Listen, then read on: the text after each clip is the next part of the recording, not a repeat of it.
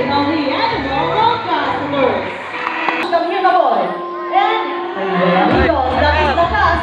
A white-bellied sea eagle with the size of the tail of Ananetus yokogaster. Yoko meaning white and gaster meaning belly. That's why they're called the white-bellied sea eagle. Now once again po, we are still working with wild animals.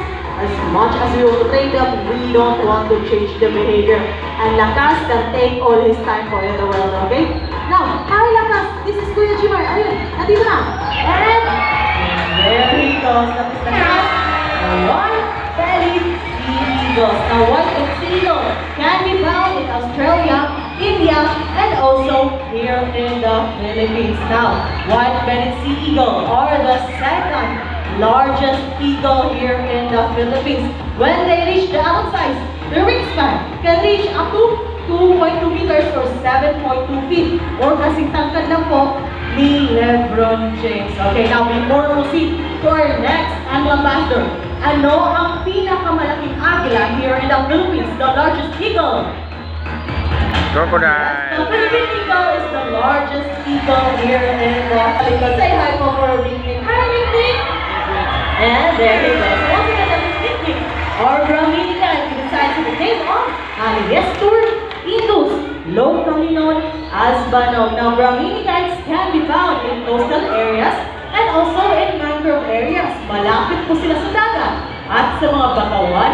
Nakikita dahil ang kinakain ng mga banog ay isda at alimango. Now, did you know that Brahminicates or raptors in general practice food parasitism? Food parasitism is stealing of foods from other animals. Nangunguha po sila ng pagkain from other animals. By the way, raptors are good hunters po. Now, this afternoon, we will be calling our hunter na si Pagaspas. Nasaan nga ba?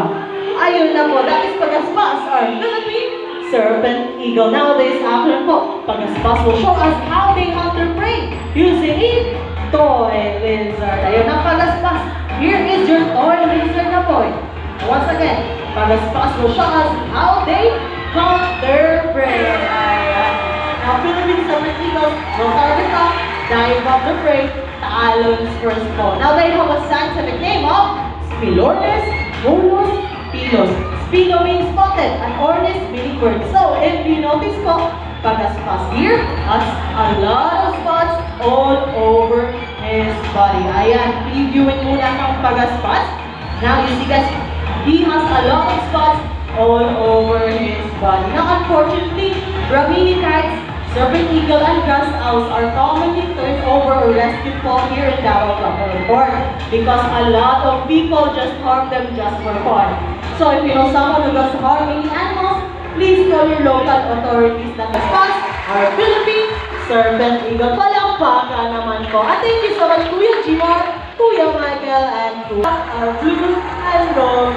This time sa table, araw na. Ayun, may pag-pleasing si Kuya Edsel this afternoon. Now, Malkinos, lapit lang po tayo kang Kuya Edsel. And he will give you a sunflower seeds po, okay? By the way, limited lang po ating mga sunflower seeds po, okay? Ayan, sa mga hindi po mabigyan, later after the show, you'll be having your own time with our animal ambassadors, okay? Huwag lang po tayo bata. Now, like most other parrots, they have a zygodactyl beak. What is zygodactyl beak nga ba? Ipapakita yun na we're using a Filipino footwear called Ayun, Kada. Now, Barak, Sakay, and Baklay. Show us, ayan. That is their zygodactyl beak in action.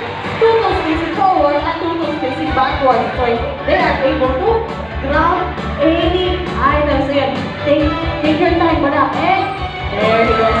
So, now, Barak is Kuya Edsel. This is ayun. Another one, Kuya Edsel. Yes, another one. And there he goes. Thank you so much, Barak. And by the way, Barak is an eco-warrior who here segregates their waste. Sino nagsesegregate ng kanilang basura? Malatak sa di malatak. Nabubulong sa di nabubulong. Wala ko nakikita ng answer. It's okay. Now this afternoon po, tuturuan po tayo how to sa ilupag mo ng basura. 1, 2, 3, and go! Anong kinuha ni Brock? A piece of plastic. Saan ilalagay plastic? Ayun ang payuding grade. Okay, another one. Another piece of plastic. Saan ilalagay? There he goes on payuding grade. Okay, mga dalawa pa Brock. Dahon. Saan ilalagay ang dahon? Go Brock. And there he goes. Payuding grade. Okay, one last basura. Dahon. Go Brock. Saan ilalagay ang dahon? Saan ilalagay? There he goes. Payuding grade. Thank you so much Brock for showing us how to celebrate our wedding. Now, by the way, bye-bye! It's time to go home. Bye-bye! Brock, bye-bye! It's time to go home. Ay, gusto ka daw niya mag-stay. Now, Brock, we need to highlight our other animal ambassadors for. Bye-bye! It's time to go home. Bye-bye! Ay, gusto pa talaga niya mag-stay. And there he goes. Once again, that is Brock, our blue and gold logo with Kuya. With the sense of pain, kakatuwa ay pamili older brother in Indonesia. Now, did you know that Apollo here is a multi-talented star? Now, who here wants to see Apollo dance? Sino gusto makita sa Apollo? Kuya, welcome! Ayun, maraming fans si Apollo, okay? How about Kuya Michael? Who wants to see Kuya Michael dance? Welcome! May fans pa. Kuya Michael. Now, Apollo, show us some moves, boy, and there he goes. That is the famous by Michael Jackson. Attractive boy, show us the moves, and para lang. Thank you so much, Apollo. Now, we don't call Apollo the multi-talented star kung iisa lang po ang kanyang talent. He also acts po. Umaarte po si Apollo. Kuya Michael, ready na si Apollo? Okay, Apollo, anong gagawin natin kung merong Agila boy? Mag-agila, anong gagawin? Patay. Actually, certain natin. Patay. Thank you so much, Apollo. At dahil actor po si Apollo, may pa-interview po ito. Meron ba, kuya? Pwede interview. Dito tayo sa center. Center, Apollo. Hi, Apollo. So, is he handsome? Pogi ba si Kuya Michael mo? Is he handsome? Pogi ba?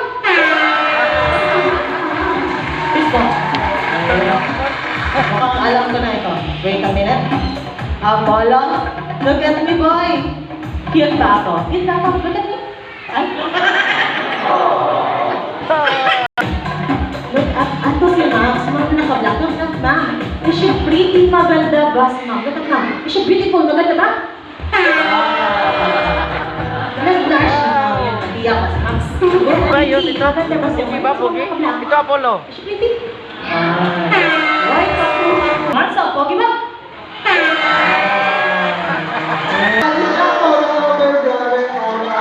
Now, did you know that one of the reasons of global warming is due to air pollution coming from our transportation? Now, this afternoon po, tutukan po tayo some alternative ways to lessen our carbon footprints. Using bicycle. Tutukan po kayo how to ride a bike. Sakay boy, and there he goes. Pagkakaluhan. The first placer.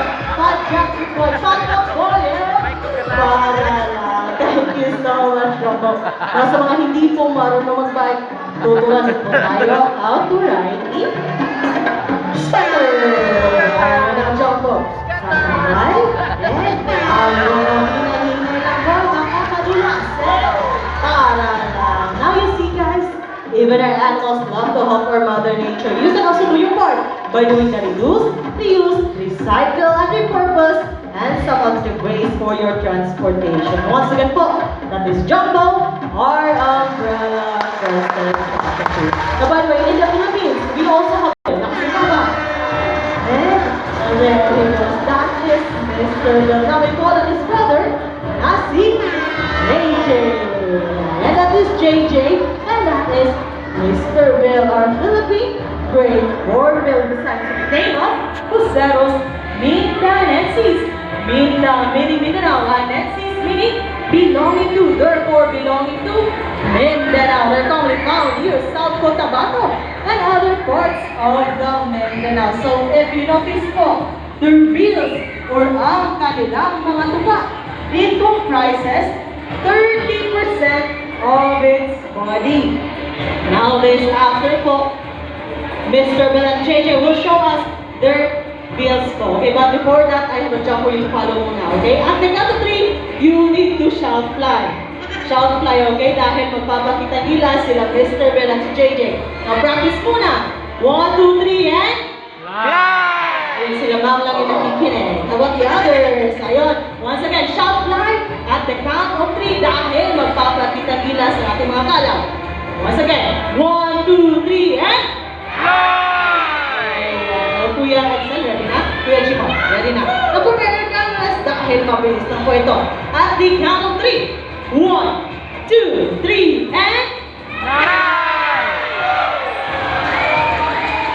and there we go. So guys, when you see a hornbill doing that in the wild, they're actually in mating ritual. Nanliligaw ang lalaking kalaw na gumagawa niyan.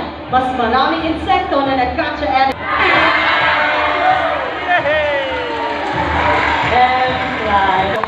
Thank you so much, Mr. Bill and JJ. By the way, in the name of our Tikis Binturong, locally known as Binturong po, na Palawan Bearcats are endemic here in the Philippines. Dito lang po sila sa Pilipinas.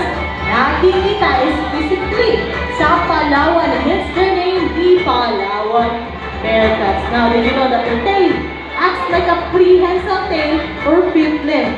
At ipapakita yan ni Teddy this. So now, Teddy, can you please show us your prehensile tail in action, boy? Now, down, down, down, and there he goes.